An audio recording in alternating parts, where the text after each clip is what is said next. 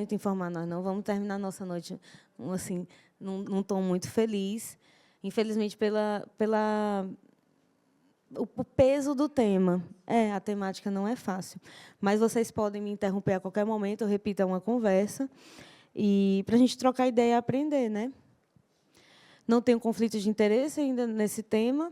Os meus objetivos são um pouco mais reduzidos em relação à outra aula. Eu tenho 4 objetivos aqui com vocês, que vocês aprendam a classificar os diferentes tipos de maus-tratos, reconhecer por meio de anamnese e exame físico os indícios de violência ou maus-tratos, discutir por meio dos casos clínicos as condutas dos casos específicos e debater o papel do pediatra no atendimento à criança vítima de violência.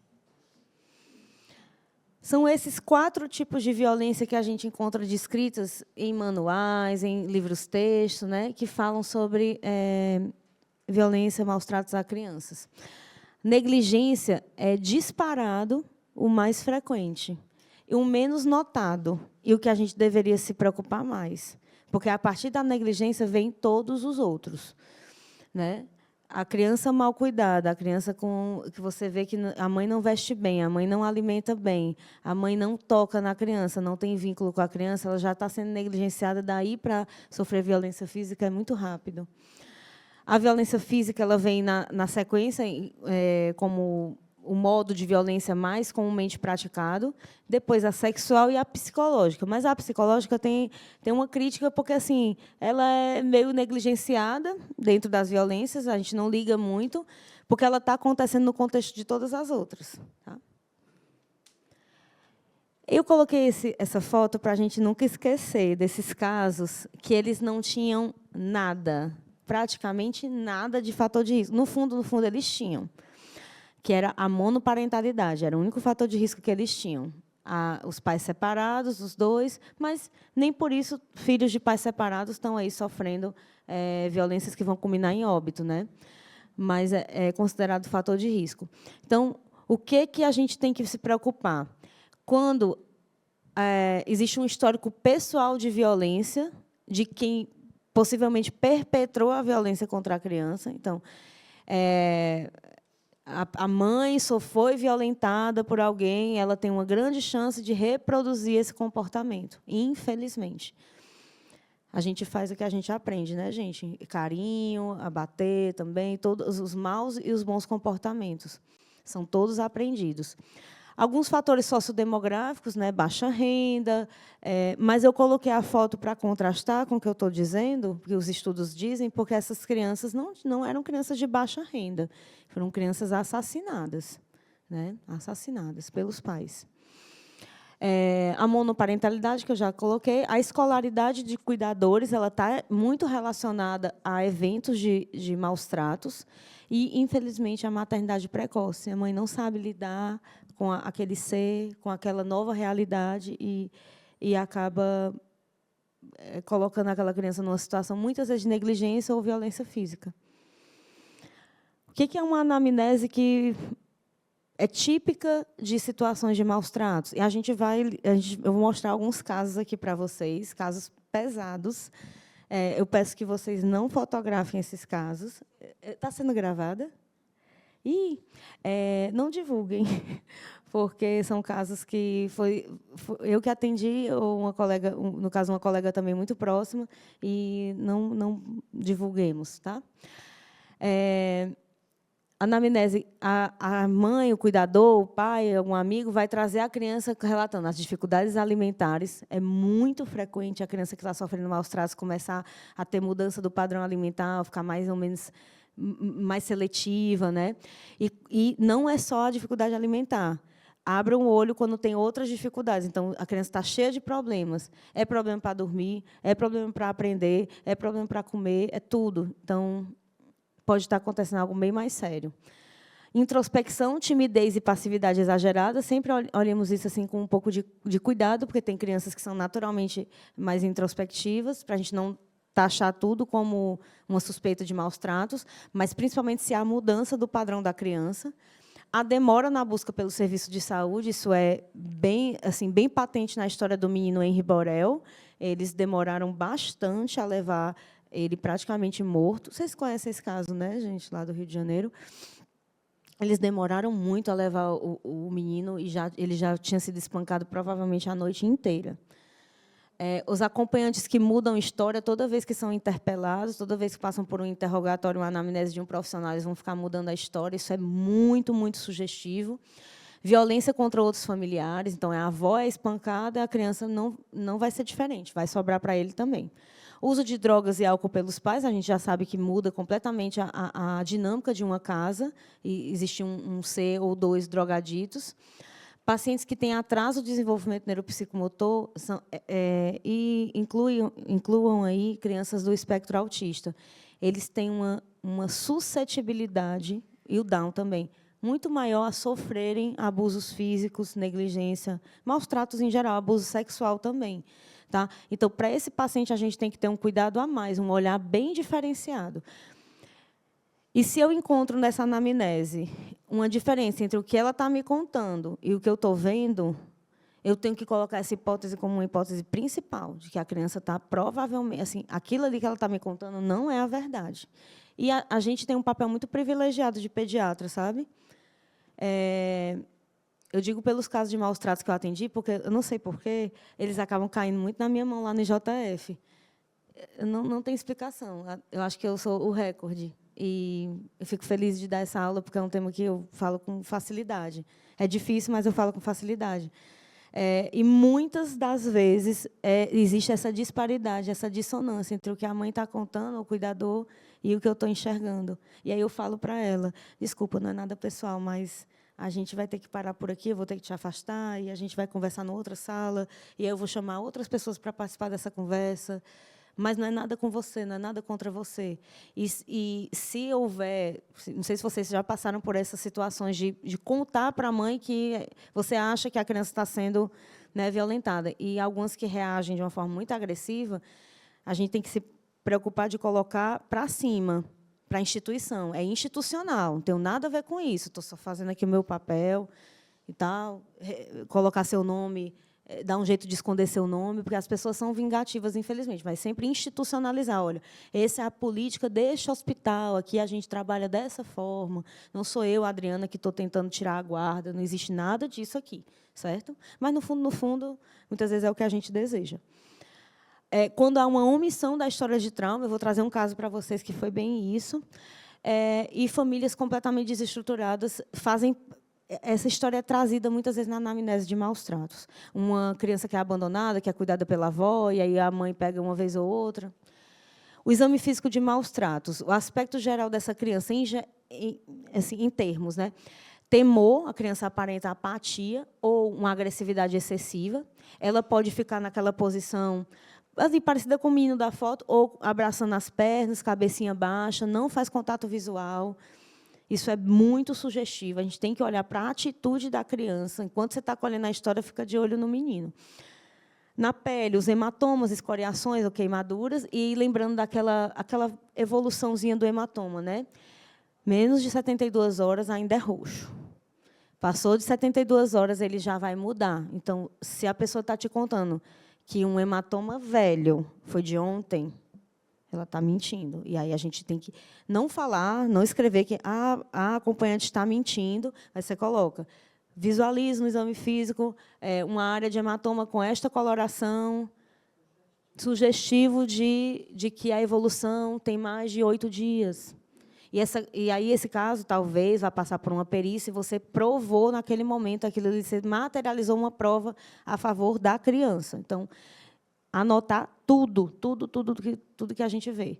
Observar as áreas extensoras e observar se tem simetria de lesões. Por quê, gente? Áreas extensoras.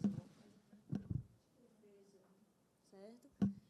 E se tem simetria das lesões, né? A gente, às vezes, encontra... Eu já vi um caso, não adiantando um caso clínico, mas um caso era ferro de passar, certo? Ferro de passar nas coxas. Em ambas as coxas, a mesma lesão meio que triangular, sim. E aí a criança também vai se defender, algumas, dependendo da faixa etária, então a gente tem que pensar o que essa criança está fazendo, o que o desenvolvimento neuropsicomotor dela, o que é esperado dela nessa fase. E, se você encontrar uma lesão dessa, ou simétrica, fala a favor. Olhar minuciosamente a cabeça e o pescoço, observar aquele aspecto da orelha de lata. A orelha de lata é aquela que leva bastante puxão, né, e vai alargando isso aqui. Antigamente tinha mais, mas é possível ainda ser vista. Lesões nas mucosas. Isso também, eu vou falar um pouco mais na parte de abuso sexual, mas tudo que você vir de lesões, cavidade oral, você vai anotando, aspecto do dente, fazer o exame ocular. Eu não tenho muita expertise em exame ocular, mas, graças a Deus, no IJF a gente tem uma equipe de especialistas ajudando e é fundamental. Pode ter abrasão de córnea, várias lesões assim, secundárias a maus tratos também, no exame oftalmológico. Tórax e abdômen, eles podem sofrer trauma direto, então pneumotórax, hemotórax, lesão de vísceras, mas vamos adiante. Continuando, o exame dos membros, em crianças abusadas, existe uma estimativa de fratura em pelo menos 30% delas. Então, não necessariamente naquela hora que ela está levando, que a pessoa está levando ela para ser examinada, mas crianças que têm histórico de várias fraturas. Eu tenho uma fala que eu sempre digo: ou é osteogênese imperfeita ou está apanhando muito, muito. E aí eu tenho um hábito, lá no IJF, um hábito de ficar olhando a matrícula do paciente, um número, para ver se ele é cliente velho ou cliente novo. E, se é cliente velho, se é um número antigo, eu sempre pergunto: mas você esteve por aqui já? O que foi que trouxe você aqui? E aí faço um cara bem bobo, assim, para ver se a mãe conta a verdade. Depois eu olho no sistema e consigo confirmar. As fraturas metafisárias por arrancamento, né, puxões, assim, são sugestivas de maus tratos. Para isso, a gente conta muito com a ajuda dos nossos colegas ortopedistas, para eles apontarem para a gente, e cabe também a gente questionar: olha, você acha que essa fratura tem disso? Pode ser, e às vezes eles apontam que pode ser. Múltiplas fraturas bilaterais em diferentes estágios de consolidação, fraturas que acometem as costelas posteriores, são muito associadas a espancamento. Fratura de escápula é um evento raro, é difícil o ser humano fraturar a escápula. Quando fratura é porque apanhou muito, ou caiu de uma altura muito grande. No caso das crianças, é difícil essa queda de alturas grandes, então, provavelmente, foi abuso físico. Fraturas espirais em crianças que não deambulam, membros inferiores em quem não deambula, não tem por que acontecer, né? Então, aí nosso desconfiômetro, nossa suspeita. A parte do exame do sistema nervoso central, na ocorrência de TCE, tem que ser vista com muita cautela nos lactentes, nos menores de 2 anos, porque sofrem muitas quedas. Mas, quando a gente faz esse treino da suspeição, acaba que a gente encontra um caso ou outro. Então, é melhor suspeitar de mais do que de menos. Se a criança está caindo demais, por que está caindo demais? Está faltando supervisão? A casa é insegura, a escola é insegura, né? Mas os mais comuns, não relacionados a maus tratos, não relacionados, são subgaleais, que são tranquilos, as fraturas lineares e o evento de concussão. Se não for isso, né, uma criança que sofreu uma queda da própria altura, uma criancinha pequena, de 1 ano e meio, que está começando a andar e sofre uma queda da própria altura reportada, e faz um HSA de inundar os ventrículos, ela não sofreu uma queda da própria altura. Pode até ser que ela tenha uma doença de base, uma discrasia sanguínea, e aí você faça um diagnóstico por conta disso, mas não é uma história compatível. Mecanismo relatado versus lesão encontrada. Fraturas múltiplas complexas da calota craniana e de localização occipital, parietal, falam muito a favor de maus tratos também. O mais comum, gente, é fraturar o frontal, né, o nosso mecanismo de defesa. Então, se fratura outras regiões, pode ser. Aqui eu coloquei um slide só para falar da síndrome do bebê sacudido, shaken baby, que, infelizmente, é ainda muito subdiagnosticada, que ela é definida da seguinte forma: qualquer lesão do sistema nervoso central, hemorragia, principalmente um hematoma subdural, associado à hemorragia retiniana, na ausência de história de grandes traumas, tem que levantar essa hipótese. Certo? Por que ocorre a hemorragia? A lesão de veias ponte, né, que estão ali ligadas nos vasos retinianos, e aí de tanto que sacode a criança. Tá? A vítima típica é um menino menor que 3 anos, mas, na casuística, Acontece mais em bebês pequenos, menores de 6 meses, mas os menores de 3 anos estão sujeitos. A fisiopatologia já comentei. Pode ocorrer concomitantemente fratura de ossos longos, porque a pessoa sacode e bate e joga. Desculpa eu estar fazendo isso, mas é isso que acontece. Os homens, os pais, são agressores em 90% dos casos de bebê sacudido e o óbito em 30%. Por que óbito em 30%? Porque a gente não diagnostica. E aí ele vai para o hospital uma vez. Se você não diagnosticou naquela vez, ele não volta. Acredito que a doutora Fran sabe do que eu estou falando. Essa realidade, infelizmente, é uma realidade. Eles terminam de... Isso, terminam de dar óbito no domicílio, aí alguma história é inventada, coisas assim. Aí eu trouxe... o nosso amigo já foi para dar o play ali no Chaves. Deixa eu ver se ele... Oi. Tu pode dar só o play. É mais um vídeo do Chaves, gente. É maravilhoso. Eu trouxe ele num outro contexto, de uma grande doçura dele. Ai, que pena. Enfim, eu vou relatar a cena, mas está disponível no YouTube, para quem quiser ver. O Seu Madruga, que na aula anterior ele fez todo aquele momento de orientar as crianças, ele é um cara totalmente assim, o não fazer, né? O não modelo.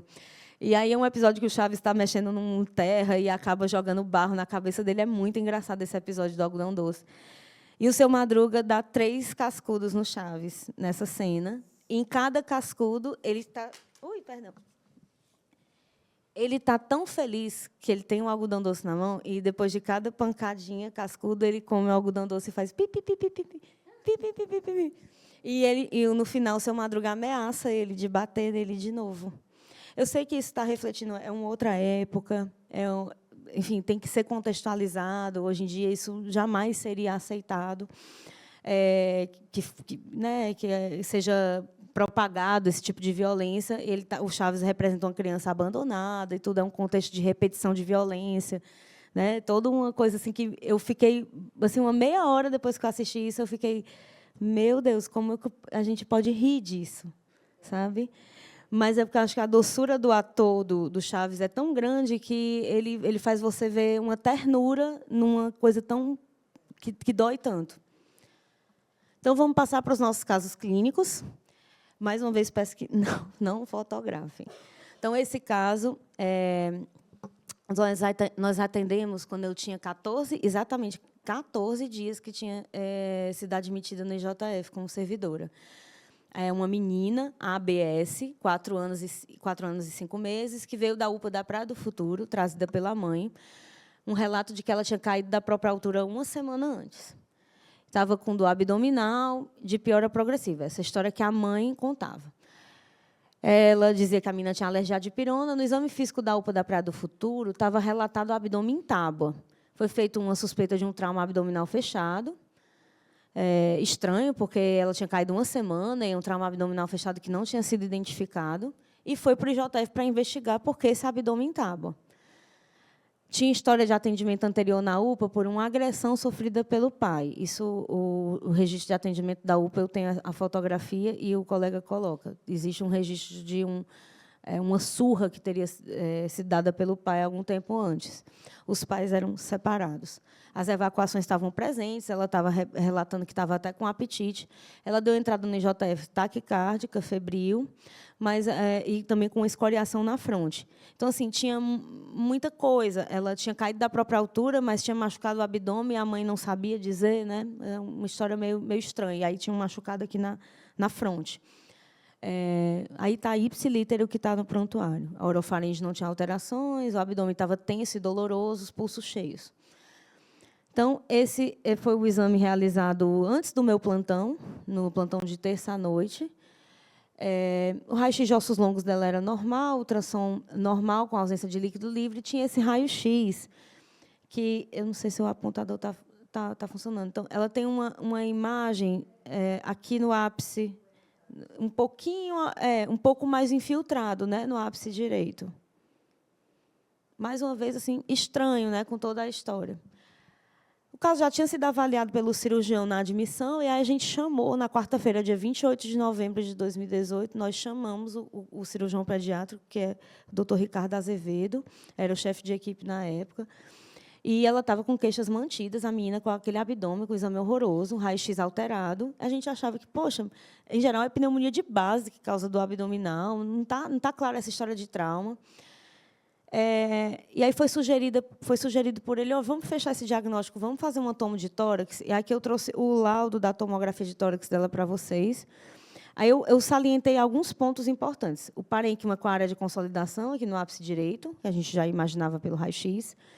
Em seguida, vê-se a área tubuliforme, de aspecto hipodenso, mediastinal, podendo corresponder a uma lesão esofágica. Aí o caso se complica, né? A trama se complica. Convém exame contrastado. No caso, a radiologista que laudou era a chefe da radiologia da época, e ela mesma ligou para a gente e disse que ia ficar com a criança lá embaixo e que ia contrastar e que ia dar outro laudo.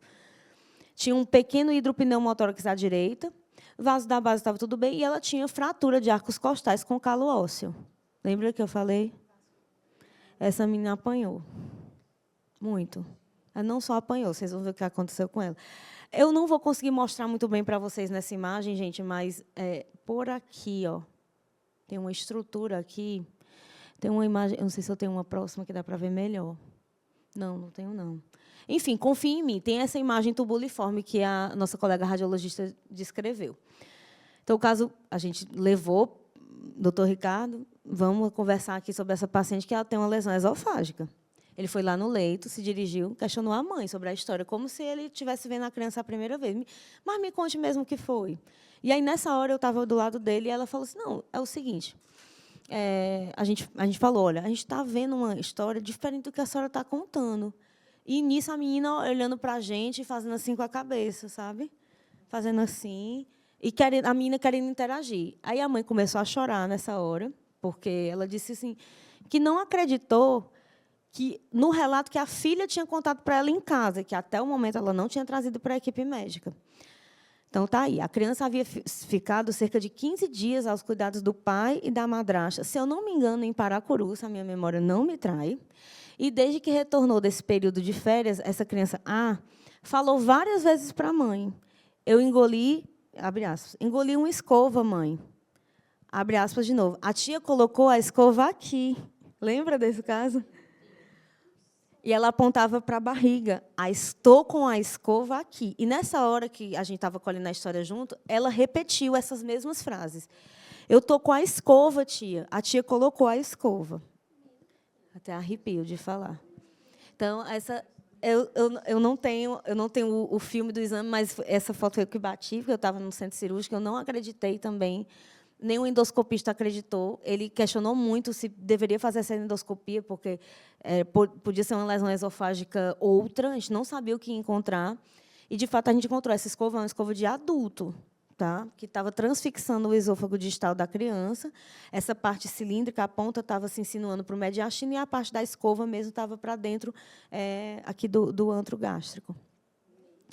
Assim que o corpo estranho foi retirado, o doutor Ricardo estava em sala, estava escovado, estava eu, o endoscopista, o doutor Ricardo, anestesista, algumas técnicas.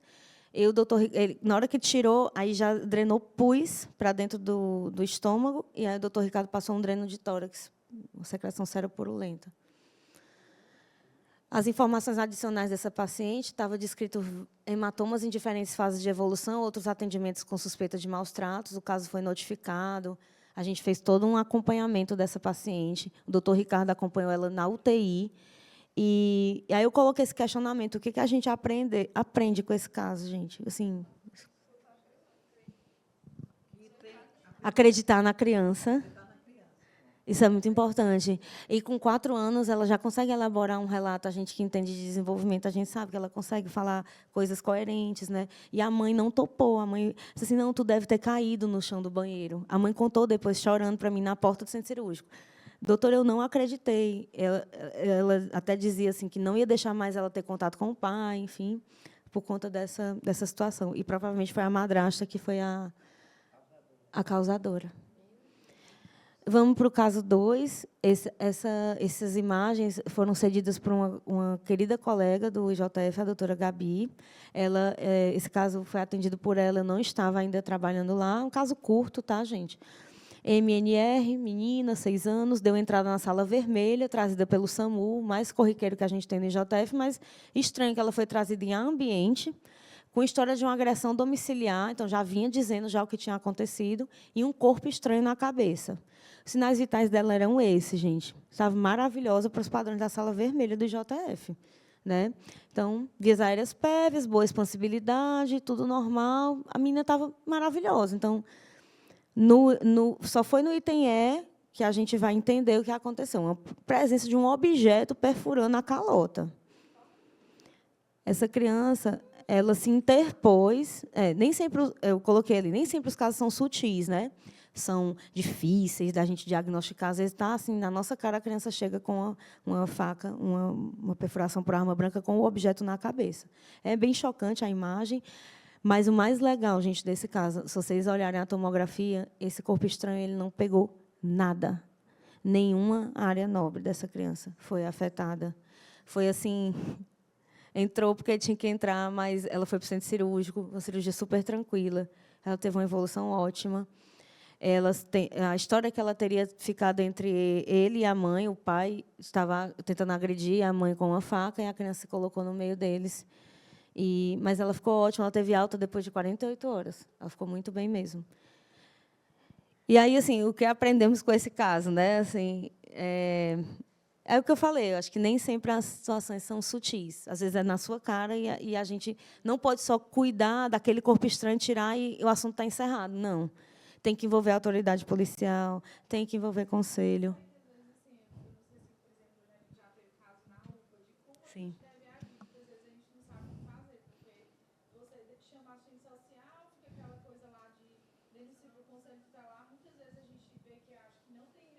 Concordo, infelizmente. Como se você vai dar andamento, né? Pela nossa parte, a gente não pode fazer BO, né? Até para resguardar o sigilo da criança. Mas qualquer profissional de saúde pode fazer uma denúncia anônima. Então, até se for o caso, ligar e... deu uma denúncia anônima que chegou uma criança que é abusada aqui na UPA. Pronto, tchau. E aí, você pode.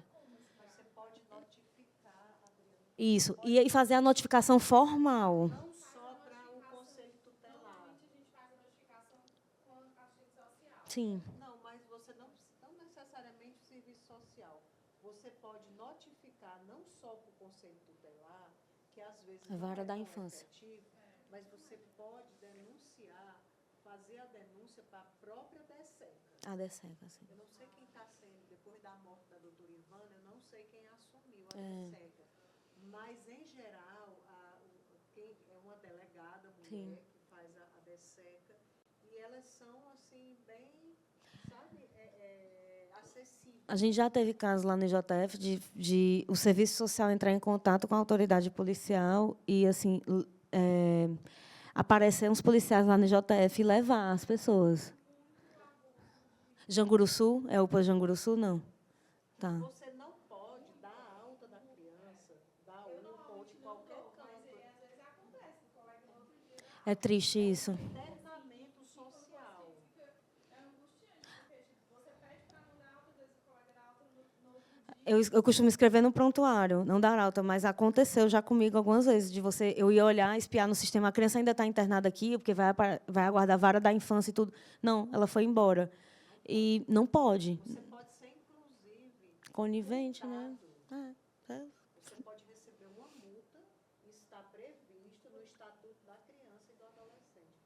Você, profissional de saúde, que atende uma criança e não dá o encaminhamento que deveria, seja para o Conselho Tutelar, seja para a DSECA, seja para a Promotoria de Saúde da criança, você pode ser multado e até ser chamado. Sim. Eu entendo muito. Sim. Várias tentativas de suicídio, você vai, aprofunda. Lá a raiz é um abuso sexual. A criança vem sofrendo há muito tempo e assim, uma coisa. E aquele internamento, às vezes, é a última oportunidade. Quando é que vai ter outra? Será que ela vai conseguir dar fim? A gente atendeu uma criança, não está nesses casos daqui de hoje, mas a criança mais jovem que eu vi tentar autoextermínio foi uma menina de 8 anos, que foi ainda esse ano, ela tentou autoextermínio por bullying na escola, era outra realidade, mas uma certa violência psicológica levando a isso. Ela tinha um estrabismo importante, a mãe também estrábica, e aí os colegas chamando de nomes e tudo, e a mãe assim só reforçando Ela falou, mas tu é isso mesmo, sabe? Isso lá no IJF. Então, eu entendo a tua angústia, assim, de não parar só naquele papel da notificação, né? O que é que eu posso fazer para garantir? Infelizmente, a gente pode ir até certo ponto, até para a nossa própria proteção. Mas tem meios de fazer denúncia, denúncia anônima, tem todo tipo de coisa. Manter a criança internada é o principal.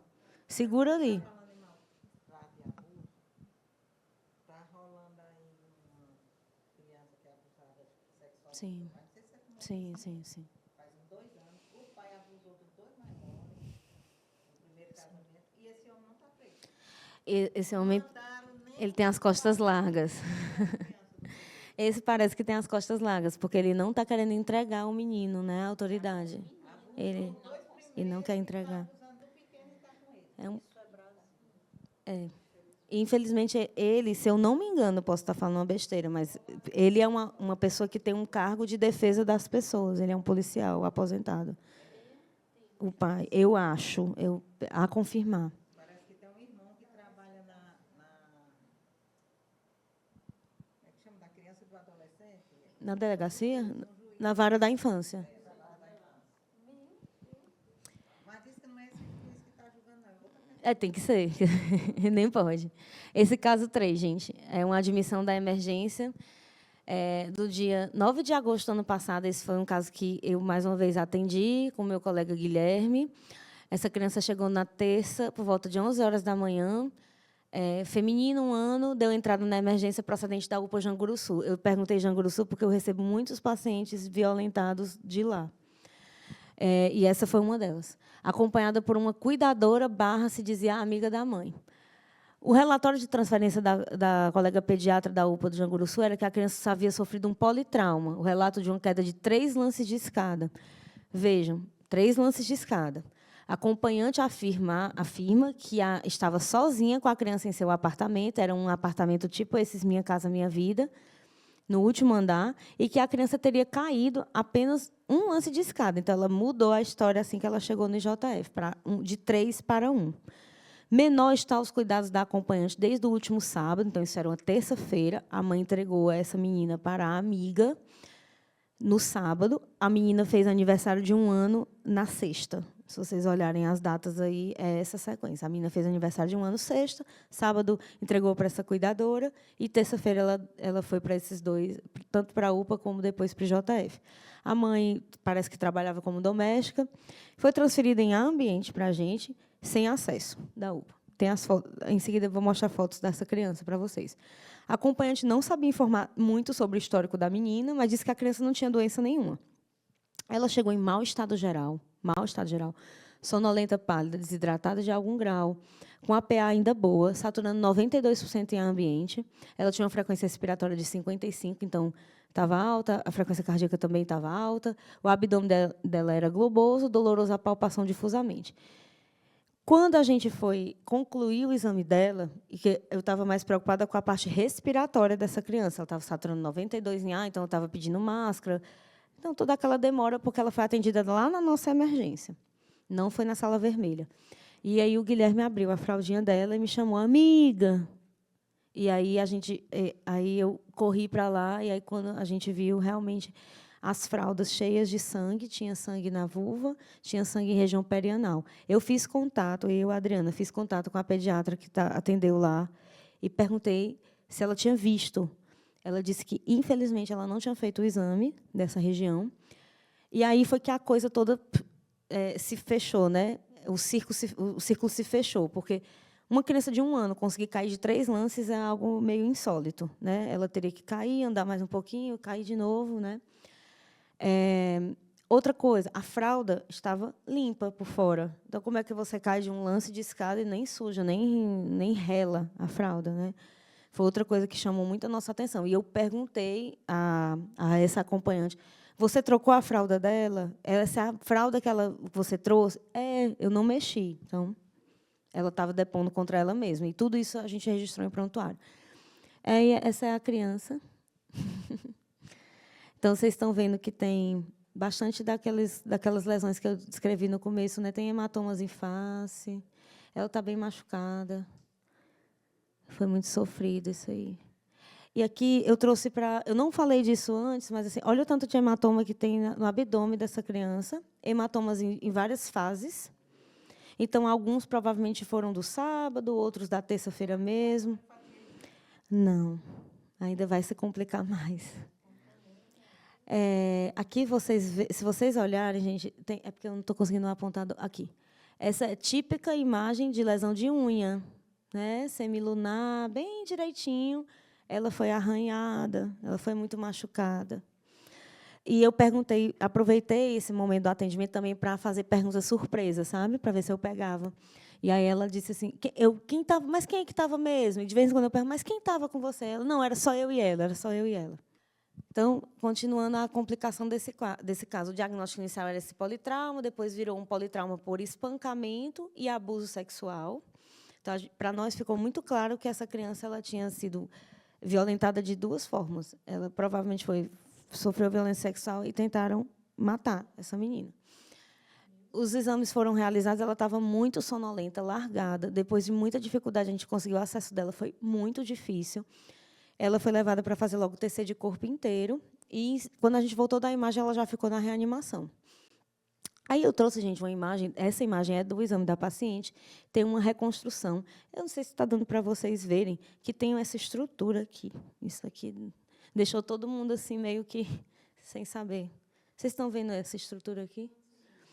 É porque se a imagem tivesse melhor, mas assim, ela tinha a mesma textura, consistência de osso. É tal e qual a parte óssea. Aí, nessa hora, a gente, não, o que é isso? Aí veio 3 radiologistas para discutir. O que será isso? Será que essa menina engoliu? E nas imagens, nas várias projeções, essa estrutura estava dentro do reto distal dessa paciente. Aí eu pensei, será que ela engoliu um dente? Será que ela engoliu um osso? Será que alguém... Né?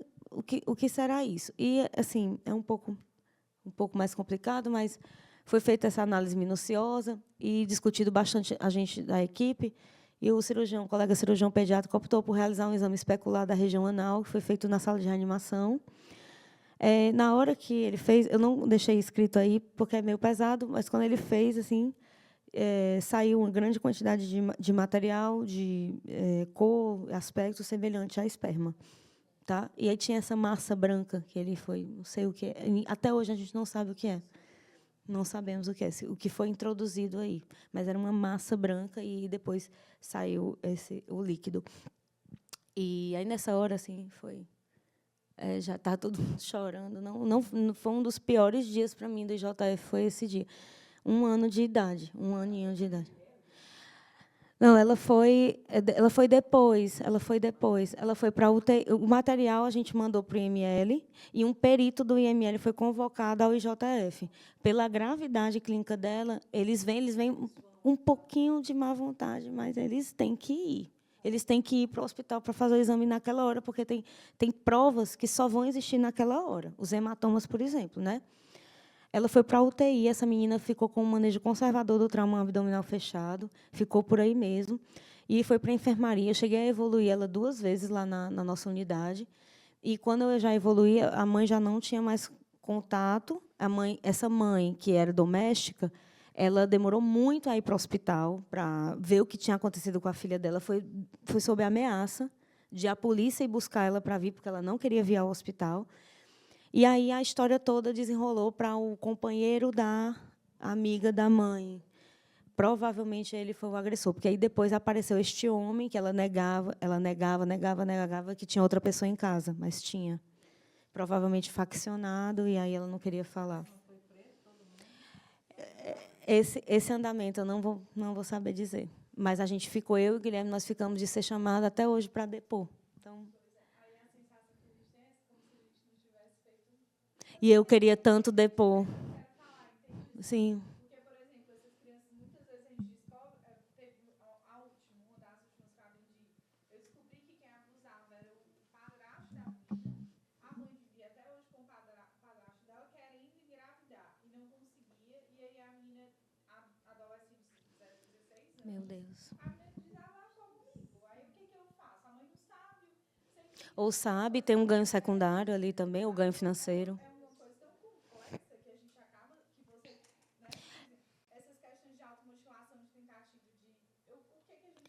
E essas realidades que tu está falando são mais difíceis ainda porque envolve adolescente. Eu estou falando só de menores de 12 anos. A adolescente é um nó. É um nó. Porque você tem que preservar, ela pode ir até certo ponto, ela tem autonomia. Mas agora está mais corriqueiro, cada vez mais, crianças mais jovens chegando lá com tentativa de suicídio. Sim. Você vai ver o que é agressão, abuso, violência, é todo O que ela vê, e o que ela vê dentro de casa sendo reproduzido e que resvala nela. É. Porque é o que eu penso, assim, a gente faz, é o básico, né? A gente faz aquela notificação que você chama o conselho tutelar, o conselho tutelar vai, mas eu sinto que não vai resolver. Não dá nada. Eu vou falar um pouco, puxando assim, um pouco para uma realidade melhor. O IJF tem um serviço social espetacular. É o melhor serviço social de todos os hospitais que eu já trabalhei aqui. Então, elas são muito organizadas, articuladas. Então, talvez, se a gente pudesse conversar melhor com as assistentes sociais da tua UPA, para poder articular melhor com a rede e internar todo mundo.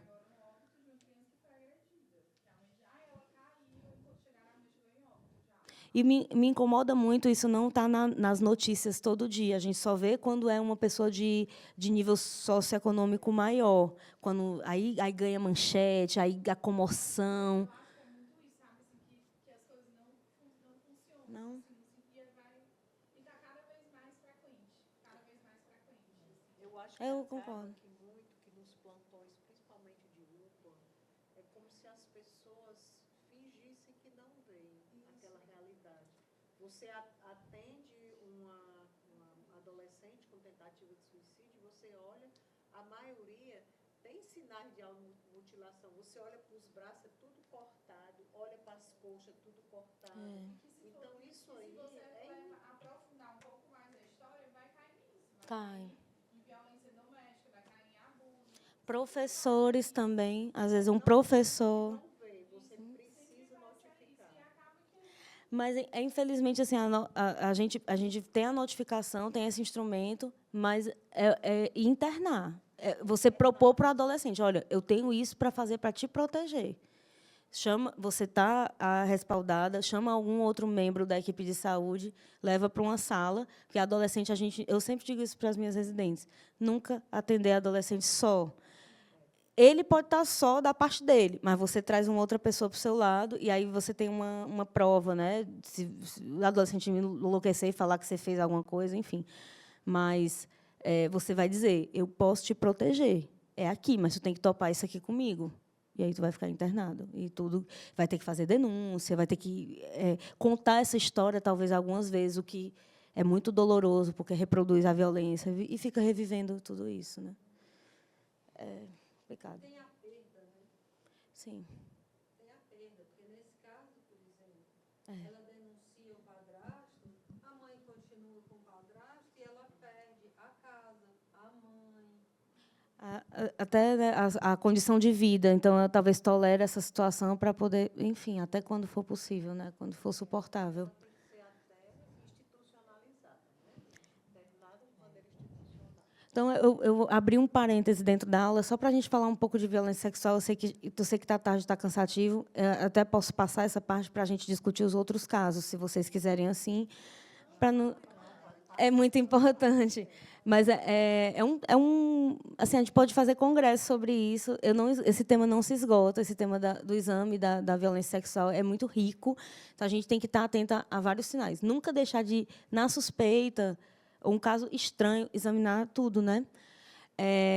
Aí, vamos para o primeiro tópico. Edema ou lesões em área genital, sem outras doenças que justifiquem, como infecções, por exemplo, uma vaginose, ou traumas acidentais evidenciáveis. Então, uma criança que claramente teve uma queda a cavaleiro, que é uma história que foi contada por várias testemunhas. Aquilo ali não é um abuso, tá? Mas uma história esquisita, alguém encontrou a criança sangrando, disse que caiu em cima de um tijolo. Aí não é, né?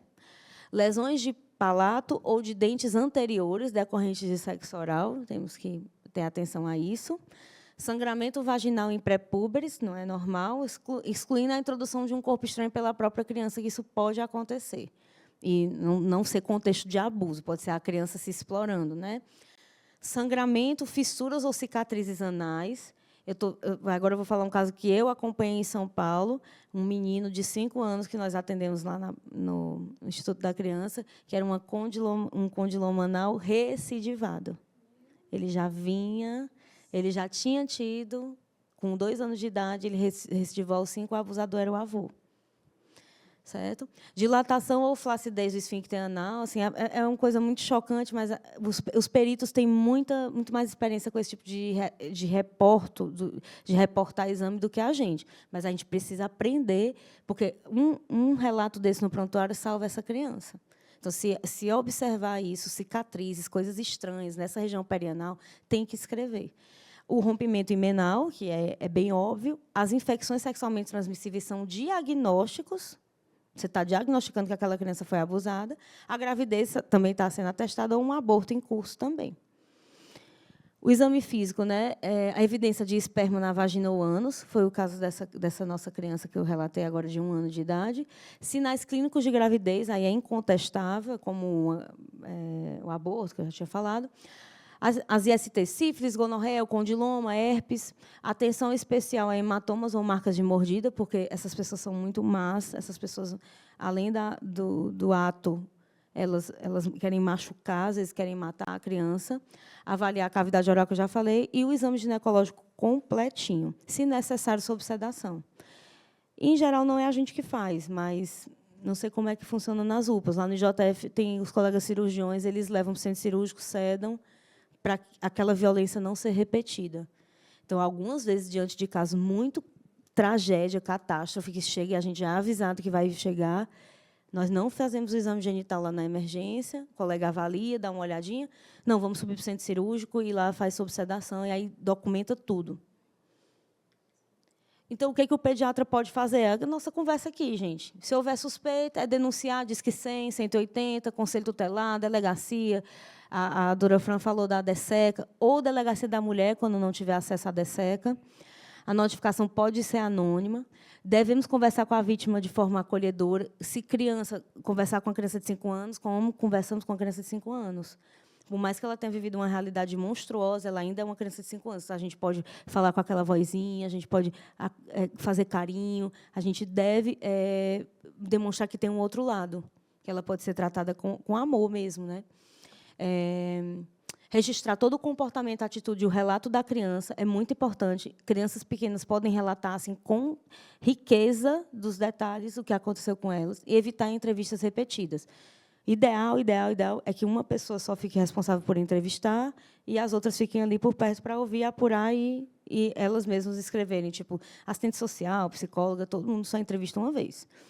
Nos adolescentes, o que já falamos, pode ser necessário afastar os pais, resguardando o sigilo deles. Eles precisam ter esse sigilo preservado. Em casos flagrantes, como já aconteceu, a gente afasta o agressor imediatamente. Aí é punk. É punk. Aí você tem que chamar algumas outras pessoas, tipo seguranças e tudo, e aí tirar. Sempre realizar o exame físico completo, registrar tudo. O exame normal não descarta abuso sexual. Eu sei que falamos ricamente de achados de exame físico, mas o exame normal não descarta. Lacerações causadas por penetração, lesões físicas como marcas de mordida são pouco frequentes, mas a gente deve procurá-las. Pode haver sinal de hemorragia abdominal, irritação peritoneal nos menores. Era o caso da nossa meninazinha. Ela estava com o abdômen bem machucado, mas, graças a Deus, não precisou ser abordada. E procurar outros sinais de maus tratos, como as fraturas, os arcos costais, tudo que a gente já falou nos outros casos. As condutas gerais de abuso sexual, notificar, acionar conselho, preencher perfeitamente os documentos sem rasurar, suturar as lesões, hemostasia rigorosa dos sangramentos, isso pelo cirurgião ou ginecologista. Se possível, coletar, foi o que a gente fez no caso. Então, melhor coisa para aprender é quando acontece um caso desse, né? A gente aprende direitinho o que fazer. Os exames que devem estar disponíveis em todos os serviços de saúde, não só no SEIB, onde funciona o projeto Pontos de Luz, que é a nossa referência, virou a referência do Estado para abuso de crianças e adolescentes. O SEIB tem tudo, mas o IJF também tem. As UPAs é para ter todos os testes rápidos, todas as sorologias, beta-HCG, no caso das adolescentes que já tiveram menstruação. Avaliação pela GO, aí já é mais difícil, mas aí fazer o beta todo mundo pode fazer. E proceder às profilaxias das ISTs virais e não virais. Eu não detalhei, gente, as profilaxias para não ficar cansativo, mas eu tenho todo esse material é amplamente disponível também online, e é bem fácil mesmo de, na hora lá do atendimento, você checar. Virais, HIV e hepatite B, as outras não temos, só tem como documentar a sorologia no momento, e as não virais, clamídia, gonorreia, a vaginose e a sífilis. Tá? Então, fazer as profilaxias bem direitinho. Então, esse caso 4 é uma paciente, deixa eu ver. Esse eu acredito que seja o nosso último caso, é o caso mais dramático, mais do que esse. Ao meu ver, sim. Porque essa menina de 1 ano, ela está viva. Esse vocês vão ver que não. Ele chegou no IJF dia 15 de agosto, então, há 2 meses atrás, pouco mais de 2 meses atrás, numa tarde de terça-feira. Meu plantão também, eu com o Guilherme. Paciente com antecedente de epilepsia, uso de Keppra, levotiroxetan e fenobarbital, acompanhado com neuroped. Teve queda há mais ou menos 4 horas, que a mãe relatava que estava trazendo ele por isso. Tinha caído há mais ou menos 4 horas, mas que ela disse que ouviu isso do pai, que foi ele que viu a criança caída da cama. Foi levado para a UPA, onde fez o midazolam 3 vezes, porque tinha convulsionado. Fez um ataque de fenitoína e veio para o IJF, o ataque de fenitoína ainda correndo. Assim, trouxeram o menino assim, transportado às pressas. Mas ele estava... o Guilherme e eu atendemos, e a mãe falou, olha, ele tem esse atraso e tudo, ele é acompanhado. Beleza. Ele, 1 ano. Perfeito. Também é uma criança de 1 ano, exatamente. Se eu não me engano, dia 4 de agosto ele fez 1 ano.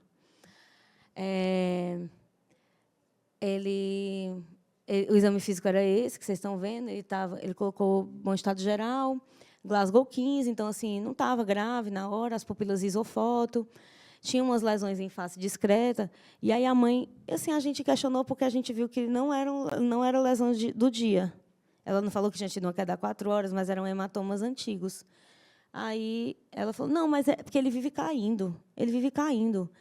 Aí, tá, não, beleza. Talvez seja pelas crises, né, crises convulsivas. E a gente foi ouvindo essa história dela. Então, o colega colocou aqui TCE com convulsão, foi solicitado a tomo de crânio do paciente. Essa tomo de crânio, eu cheguei a gravar o vídeo da tomo, mas o vídeo ficou muito pesado, então eu trouxe a imagem mais expressiva da tomo. Ele tem, além desse achado aqui, dessas coleções, ele tem coleções subdurais bilaterais enormes, 1,8 centímetro, 1,9 centímetro, com efeito de massa, discreto, mas tem. E ele tinha uma fratura do parietal à direita, se eu não me engano. É isso, parietal à esquerda, me enganei. Então, as coleções subdurais, aí o colega radiologista coloca assim, podendo corresponder a higromas subdurais, que são coleções velhas. Coleções assim, subagudas, né? Não tinha nada de agudo nele.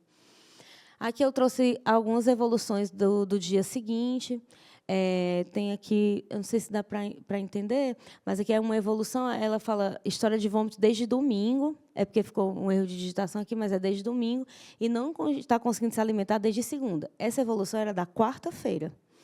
A mãe relata que a criança não sentava, porém, era alerta e falava algumas palavras. Então, a colega colocou isso, e aí tem a evolução completa, com a historinha. Eu acho que aqui, deixa eu ver se eu consigo acrescentar mais informações para vocês.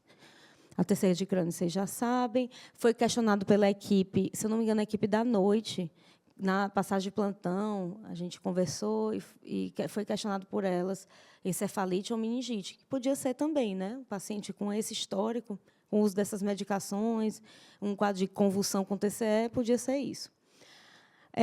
Então, está aqui, fenobarbital. Com 1 mês de vida, ficou internado em UTI por estado de mal convulsivo, pneumotórax hipertensivo, e recebeu alta com acompanhamento da neuro. Esse pneumotórax hipertensivo, assim, bem fora de contexto, né? A última consulta com a neuro foi em março e não faz estimulação motora. Aí tem o exame físico dele do momento, ele estava com Glasgow 9, né? Ele estava rebaixado, estava desidratado, torporoso, grave. Ele ficou grave, ele foi agravando lá dentro do IJF. Continuando, esse relato da mãe, acho que é isso. E aí aqui está a conduta, a colega iniciou um antibiótico, fez também a cobertura para encefalite. Fez expansão, pediu exames de urgência, pediu para o neurologista clínico, que acredito que nunca foi dar esse parecer, e ainda estava em aberto no sistema, e o neurocirurgião foi avaliar. O neurocirurgião... aqui, esse relato da neurocirurgia é pós-abordagem. Então, nesse mesmo dia, que era uma quarta-feira, essa criança foi abordada pela neurocirurgia do IJF. Ele conta a historinha aqui do jeito dele, o relato de TCE, e diz que tem uma ressonância de encéfalo com coleções subdurais bilaterais. Então, viu essa ressonância, não sei, eu não tive acesso a essa ressonância, mas parece que os neuros tiveram, ele deixou escrito. E aí ele comparou com essa ressonância o exame do IJF, viu um aumento importante das coleções, a clínica da criança, e aí optou por fazer drenagem bilateral. Ele ficou com drenos bilaterais. Pediu extubação precoce, todas as medidas de neuroproteção, etc. No dia seguinte, na quinta-feira, quinta à noite, ele faz a avaliação oftalmológica, que mostrou, olha aí, ó, eu trouxe essas imagens, mas não são imagens do caso, mas era isso que estava escrito do parecer do oftalmo. Foco de hemorragia retiniana bilateral, considerar shaky baby. Então, a gente vê na prática, né, que acontece mesmo. Aqui eu trouxe, gente, não é para estressar vocês de ler tudo, mas assim, a sequência dos diagnósticos dele, quando ele já estava na enfermaria. Então, assim, foi muita coisa que aconteceu com esse menino nesse período, de 15 de agosto até o final do mês de setembro. Então, ele foi melhorando, mas teve infecção de corrente sanguínea, precisou ser abordado pela neuro, teve várias coisas. No meio tempo, eu ia sempre acompanhando, né, espiando. E as avaliações do serviço social eram sempre assim: mãe não está no leito, mãe não está no leito. Mas ela estava no hospital, a gente encontrava com essa mulher no hospital. E, em alguns relatos, aparecia que ela tinha pedido medida protetiva e que ela tinha dito que ela era agredida, mas negava a agressão à criança. E depois tem um terceiro relato da assistente social dizendo que a facção do lugar onde eles moram proibiu a visita do pai das crianças ao hospital ou chegasse perto dela. Então, assim, não houve envolvimento da polícia, houve envolvimento da facção. Né? É um caso assim que me chocou um pouco isso, porque assim, por que a autoridade policial não foi acionada? Né? Ali estava tudo documentado. E aí aquela história dela das quedas, convulsão pós-queda, não era nada disso. Ele estava sendo agredido reiteradamente. Eu vou mostrar para vocês por quê, reiteradamente. Então, aqui, solicitar novo parecer da neurocirurgia, aqui, ó, já foi 22 de setembro. Ó. Ele estava tendo uma evolução favorável, esse menino. Ele foi para a enfermaria, unidade 24, traqueostomizado em ambiente, e estava sem antibiótico no final do mês de setembro. Acontece isso aqui. Espera aí. Isso, não, eu ia passar para vocês. Eu vou explicar por que ele estava sendo agredido reiteradamente e vou dar o desfecho do caso. Eu consegui levantar, no nosso histórico lá do IJF, que, com a primeira visita dele à emergência, foi com 28 dias de vida no frotão. E vocês lembram que está registrado no prontuário que ele tinha mal convulsivo? Certo? Provavelmente ele foi agredido nessa situação e aí depois evoluiu com o pneumotórax hipertensivo, era um trauma torácico. Ele tinha fratura de clavícula esquerda. O colega atendeu. Aqui foi um atendimento feito só pelo traumatologista. Isso é muito frequente nas triagens lá do IJF, quando é suspeita de fratura de clavícula, elas mandam direto para a salinha de gesso. Aí o trauma vê e libera, não é visto pelo pediatra. Então, às vezes, nessa hora, perde-se a chance de ver uma outra lesão, alguma outra coisa. Ou mesmo a atitude de quem levou a criança. Né? Pediram retorno em 7 dias, esse retorno nunca aconteceu, óbvio. Em maio... Não é? Recém-nascido, ok. Muito grave isso. Trauma de parto, mas um mês. Ele estava o quê? Andando e caindo? Do nada. Foi, logo depois, ele teve uma internação por um mal convulsivo em contexto de um pneumotórax. Não sei se talvez a fratura de clavícula que precipitou. Pode falar.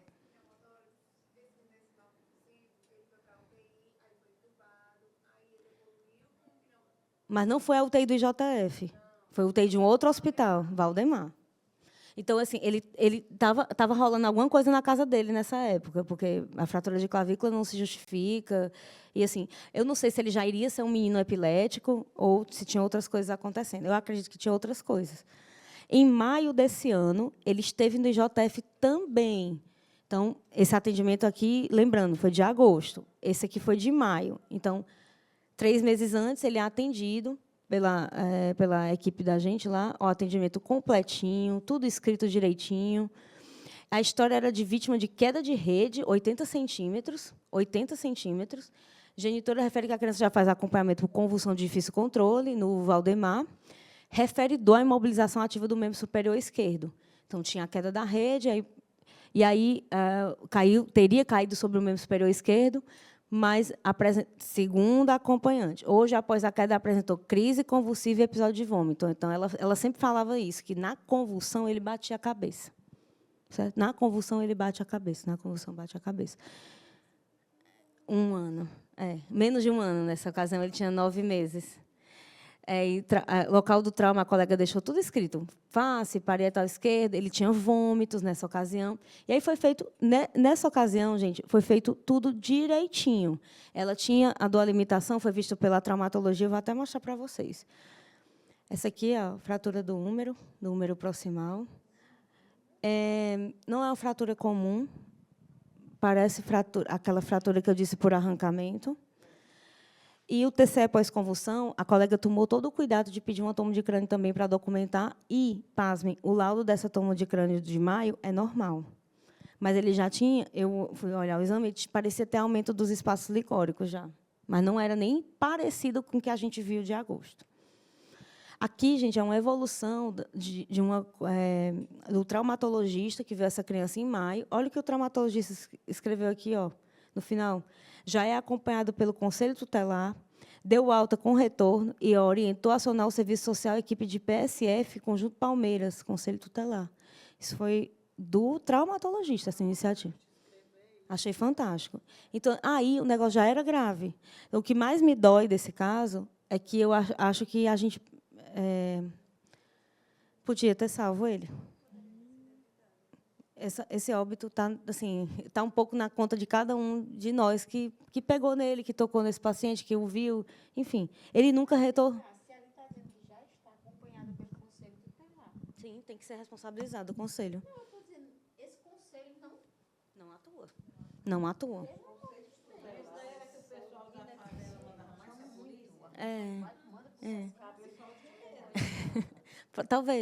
Talvez até a gente ouve várias histórias, meu Deus, essa gravação não pode ir para canto nenhum, mas várias histórias até de conselheiros que são cooptados por facções, enfim, gente, todo tipo de coisa é possível.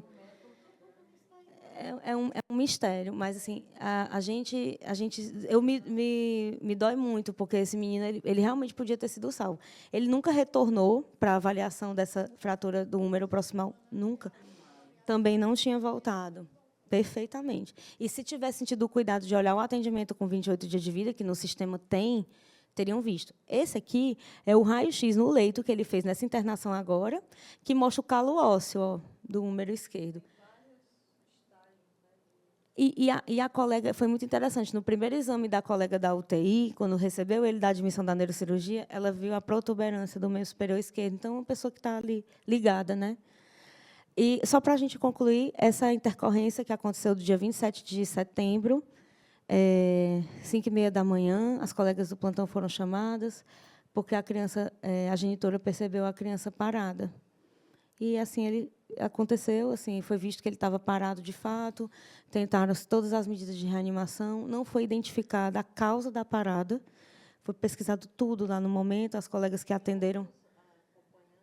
Tinha outras famílias, era um horário assim que ninguém viu. Eu não sei, talvez eu atribuo muita questão espiritual. Eu acho que ele só descansou, porque ele estava sem antibiótico, ele estava estável. Eu repito, tem uma avaliação da terapia ocupacional da noite ou da tarde do dia anterior que ele estava ótimo. Ela disse até que ele seguia com o olhar, mas não tinha interação nenhuma com ela.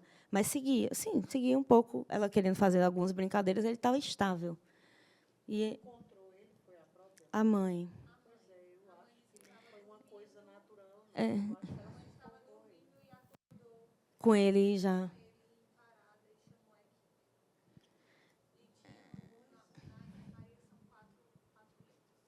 Teoricamente, teria outros 3 acompanhantes ali para ver alguma coisa. E aí aconteceu, ele foi a óbito, foi notificado infelizmente, gente, é difícil terminar essa aula nesse tom, mas acho que a gente vai levar, eu espero que fiquem muitas mensagens, assim, não tem como a gente aprender de outra, não tem outra melhor forma de aprender do que vivenciando esses casos, né? Pode ter aula, simpósio e tudo mais, mas a gente vivendo, acompanhando, atendendo e conduzindo, é aí que você aprende de verdade.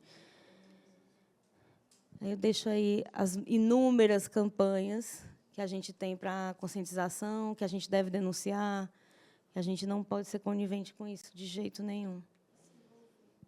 E se envolver, porque às vezes é a chance da criança vocês viram vários casos, era a chance que ele tinha de ter sido salvo. Obrigada.